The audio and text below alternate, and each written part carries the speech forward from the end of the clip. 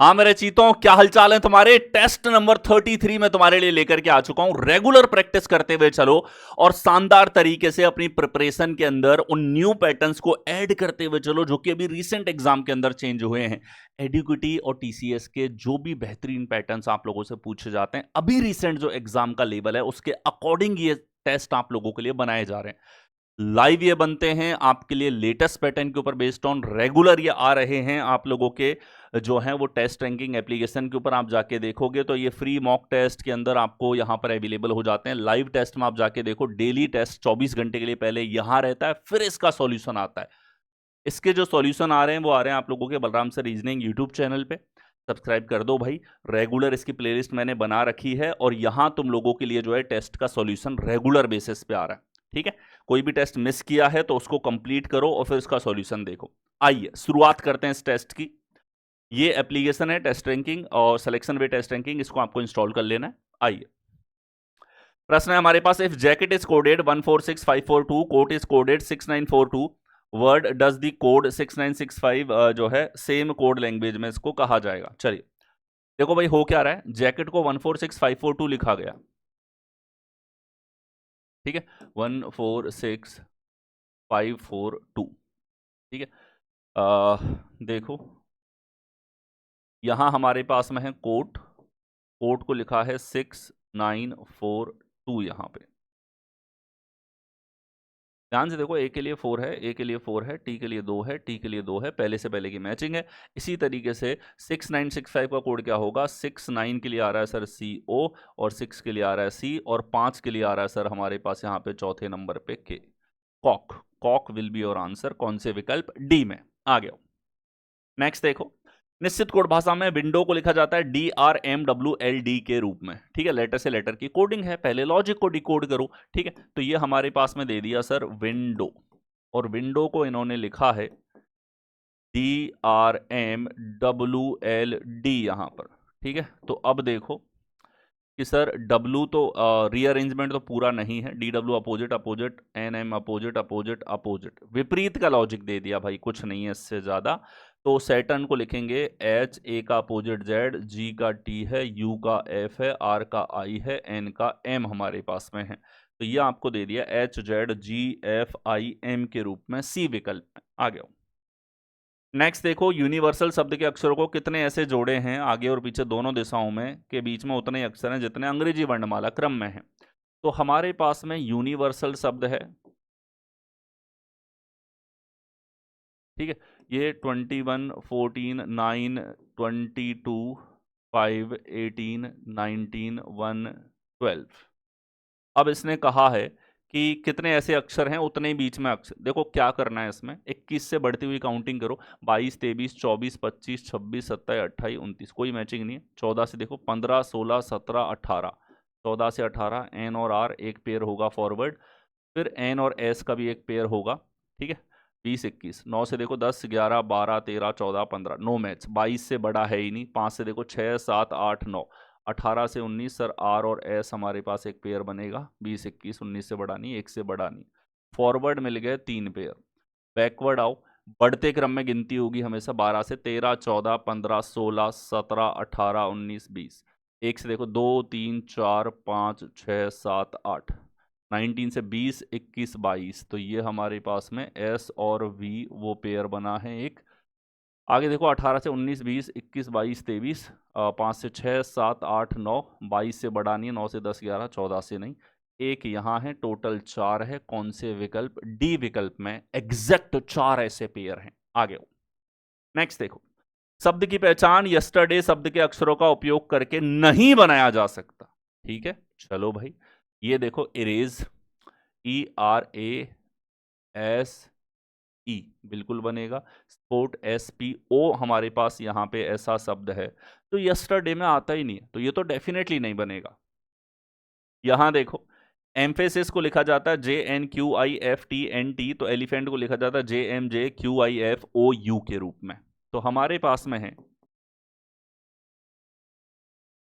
Emphasis यहां पे है, और इसको लिखा गया है JNQIFTNT हमारे पास में होगा।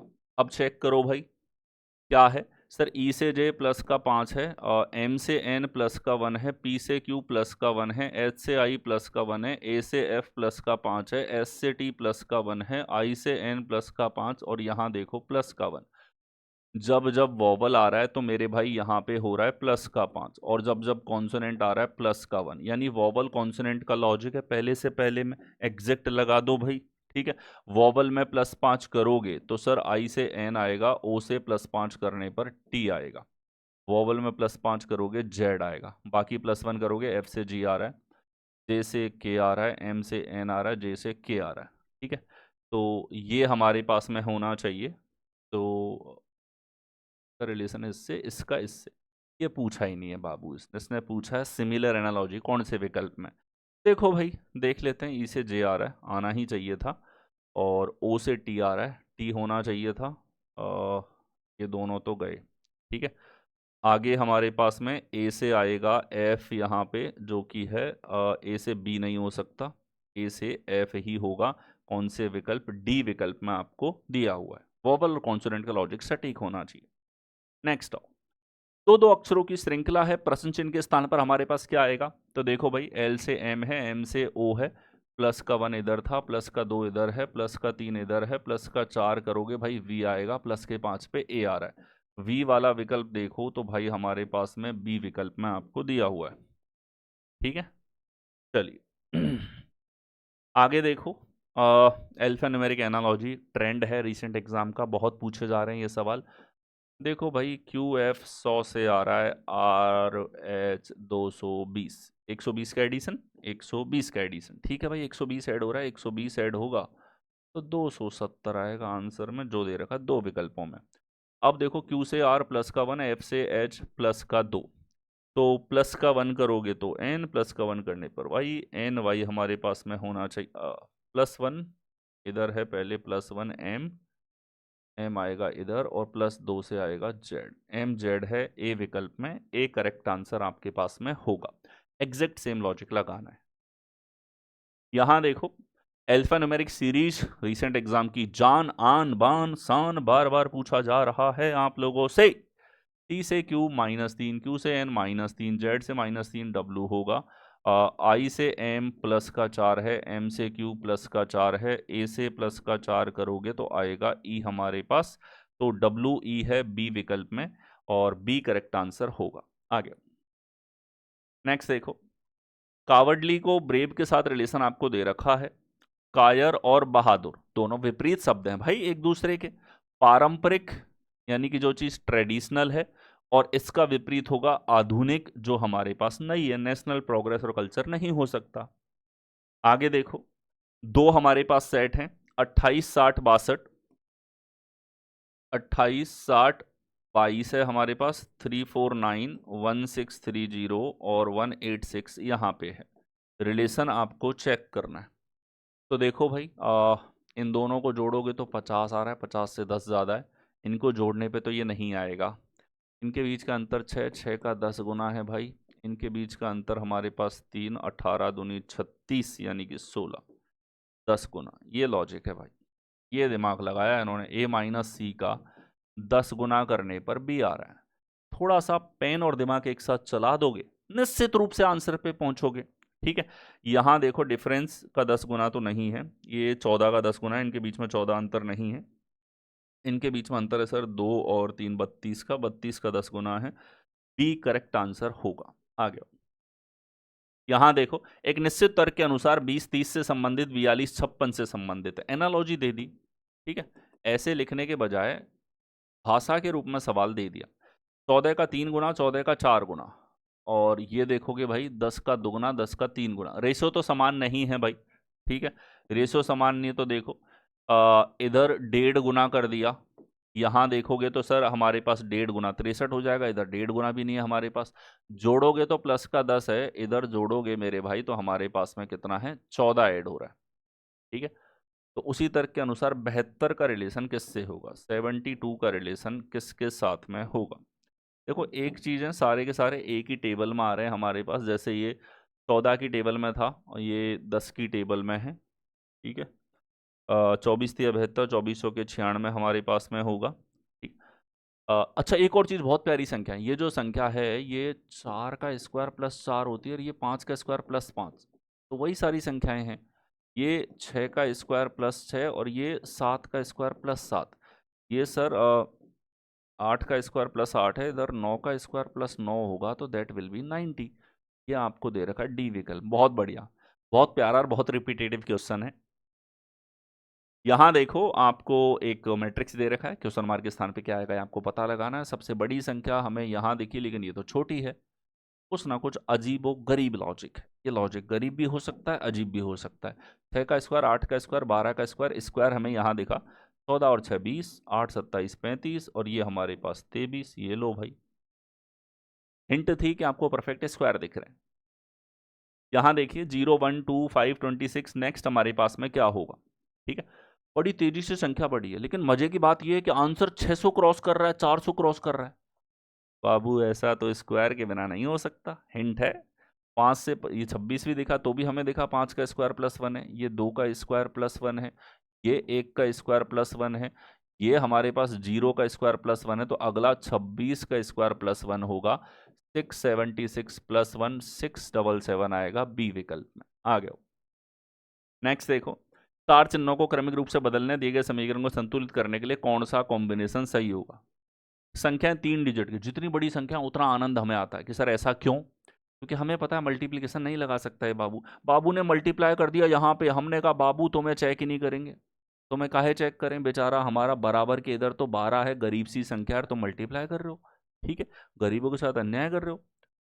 और देखो बाकी सब में प्लस माइनस दिए हैं इसने, इधर भाग दे दिया, हमने कहा नालायक आदमी, भाग तो जाएगा ही नहीं। दो ही विकल्प हैं जो ट्राई करने हैं, केवल बी को ट्राई कर लो भाई। ठीक है, तो बी है यहाँ माइनस, इधर प्लस, इधर प्लस, इधर माइनस, आपके पास यहाँ बराबर है। ठीक है, लास्ट डिजिट से भी चेक करोगे हो जाएगा। 4 और 6 10, 10 और 7 17, 17 में से आपको 8 5 13 घटाना है।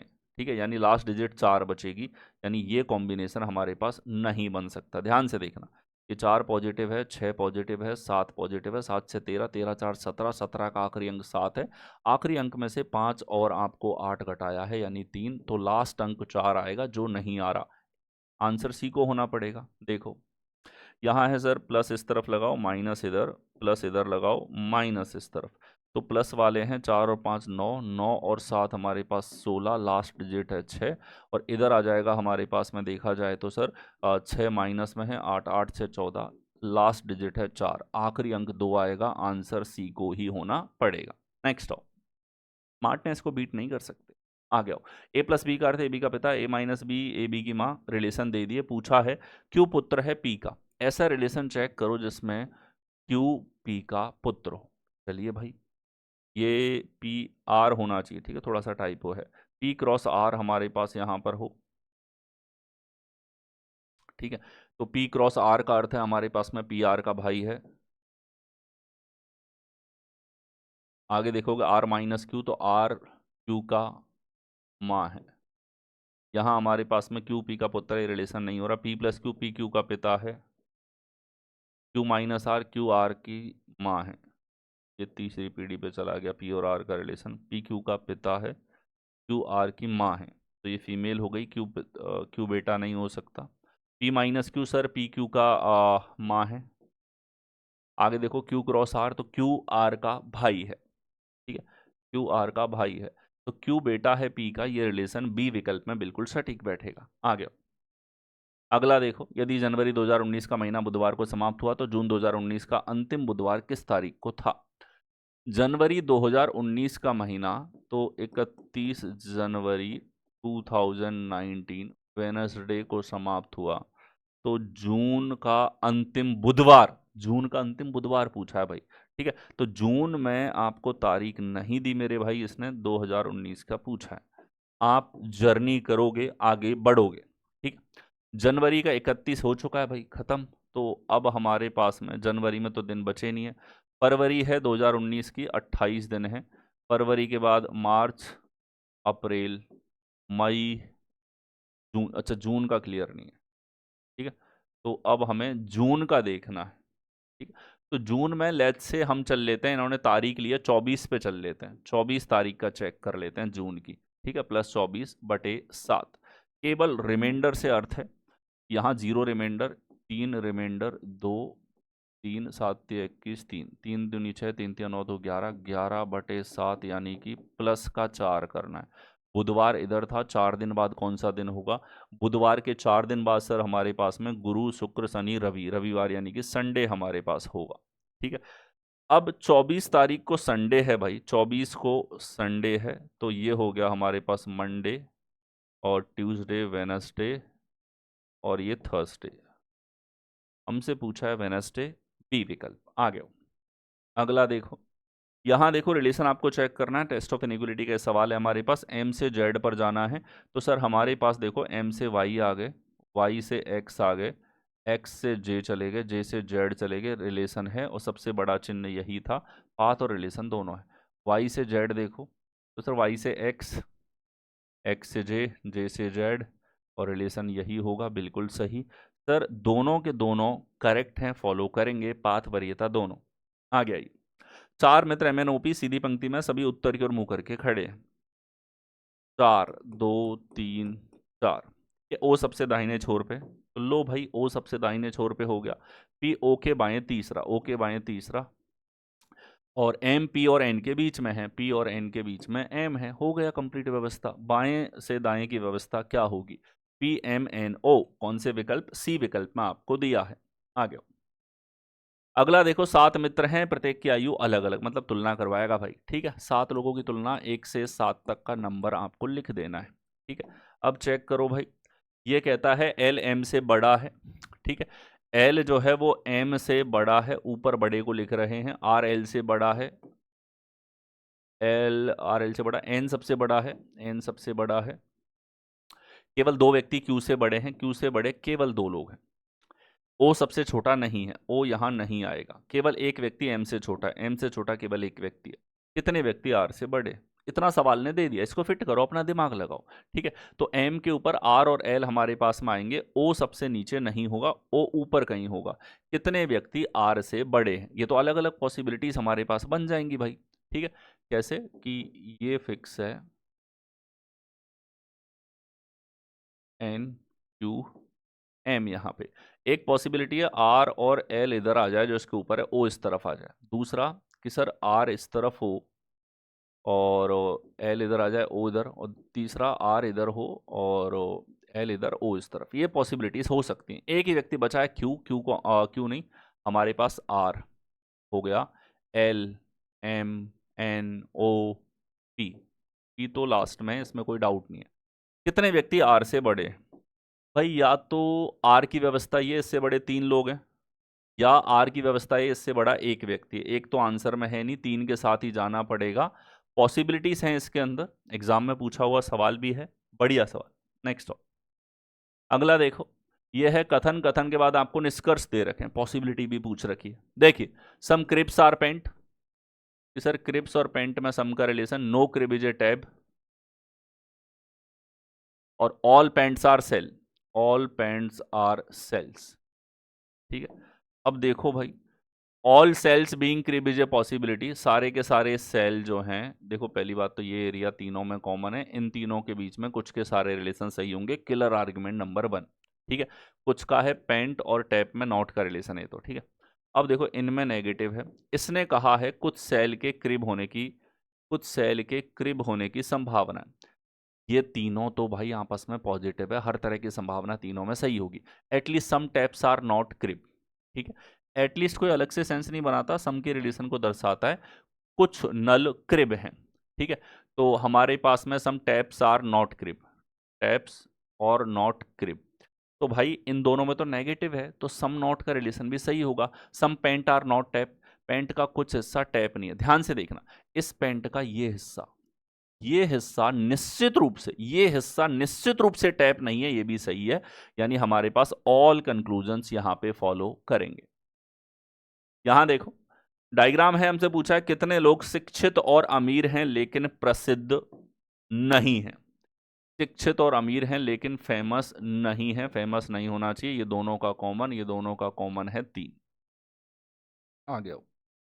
अगला देखो, सीरीज आपको दे रखी है, और सीरीज में नेक्स्ट टर्म पूछा है, तो लॉजिक क्या लग रहा है भाई? देखो, जो लॉजिक यहाँ होगा वही लॉजिक इस तरफ होगा, भले ही एक तर्क हो या दो तर्क हो। तो इसी में चेक करो कि सर के इधर आ रहा है, ओ इस तरफ आ रहा है, यू ऊपर जा रहा है, और देखो यहाँ देखो बी इस तरफ आया, एल इधर गया, ट्रायंगल इधर गया, जेड ऊपर गया, ये बदल गया, ये लॉजिक लगाओ।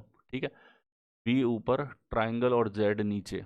ठीक है, और सर ये हमारे पास में के आएगा यहाँ पे, एल इधर, 9 इधर, यू इस तरफ, और नीचे चेंज हो जाएगा। तो ऐसा आपको दे रखा है यहाँ पे, K L 9 U B triangle Z. Next आओ, अगला देखो भाई, सीरीज हमसे पूछी है, 4 से 5वीं टर्म पूछी है। तो आप ये देख लो, एक अकेला तर्क हो या दो तर्क हो, जो लॉजिक यहाँ होगा वही लॉजिक इस जगह होगा। तो आप चेक करो लॉजिक क्या, सर ओ इधर जा रहा है, ए इधर आ रहा है, टी ऊपर जा रहा है, ये ऊपर जा रहा है, ये आपस में लॉजिक है। और सर ये ऊपर जा रहा है, वाई नीचे आ रहा है, एन ऊपर जा रहा है, तो ये आकृति बदल गई। एग्जैक्ट सेम लॉजिक लगाओ, हार्ट गया यहाँ पे, सर टी गया इधर, और हार्ट गया यहाँ पे, ए गया इधर, टी जाएगा यहाँ पे, और यहाँ से ट्राइंगल आएगा इस जगह पे, और ये आकृति तो बदलेगी। यहाँ हमारे पास लॉजिक है ऊपर जाने का, तो y ऊपर गया, n नीचे आया, 2 इस तरफ गया। ठीक है, y 2 n, a t heart triangle, के हमारे पास कुछ नया आ गया, और ठीक है, के हमारे पास कुछ नया आ जाएगा जो पहले नहीं है। नेक्स्ट आओ, 2n। ओके, अगला देखो, एनालॉजी आपको दे रखी है, क्या दिया एनालॉजी में? P एजिटिस इधर आ रहा है, और दूसरा P का दर्पण छवि यहाँ जा रही है। तो पहले तो ये देखो के आएगा इधर, और के की मिरर इमेज इधर जाएगी। तो के की पोजीशन केवल ए विकल्प में सही है, बाकी तीनों में गलत है, यानी कि बाकी तीनों आंसर नहीं हो सकते। एलिमिनेशन लगा दो फटाफट, आ गया। यहाँ देखो, दी गई आकृति में कितने त्रिभुज है, कितने ट्रायंगल हमारे पास होंगे? सर्कल्स को भूल जाओ, सर्कल को भूल जाओ। तो इसके बाद में इसके अंदर, स्क्वायर के अंदर स्क्वायर है, कोई फायदा नहीं है, 0 ट्रायंगल, 0 + 0। फिर बीच में सर्कल से कोई नया त्रिभुज नहीं आएगा, 0। केवल ये काम की चीज है, किसी भी डायगोनल में दोनों विकर्ण आ जाएं, 8 ट्रायंगल होंगे। दैट्स इट, आ गया हो। चलिए, दैट्स इट। ये थे हमारे पास पूरे 25 क्वेश्चन जो आप लोगों से पूछे जाते हैं अलग अलग एग्जाम्स के अंदर एडीक्यूटी पैटर्न्स के अकॉर्डिंग। रिवीजन क्वेश्चंस को मार्क करो और अपना स्कोर नीचे कमेंट्स में बताओ। धन्यवाद।